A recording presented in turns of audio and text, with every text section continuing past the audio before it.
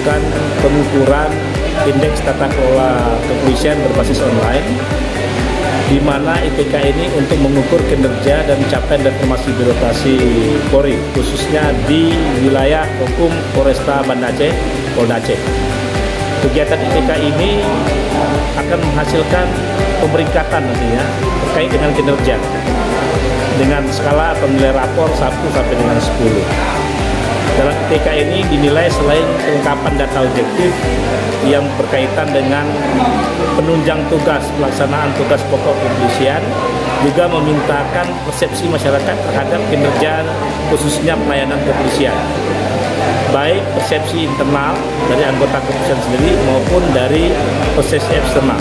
Ya. Dan untuk eksternal itu kami mengundang baik dari unsur pemerintah Kota Banda Aceh, pimpinan atau anggota Dewan Perwakilan Rakyat Kota Banda Aceh, dari unsur TNI, dari unsur tokoh adat, tokoh agama, tokoh masyarakat, teman-teman jurnalis, akademisi, ormas, OKP, LSM, ya akademisi, singkatnya semua komponen masyarakat yang dianggap mewakili anggota masyarakat yang punya pengetahuan dan pengalaman berurusan dengan kepolisian, baik dalam bidang pelayanan maupun dalam bidang penegakan hukum.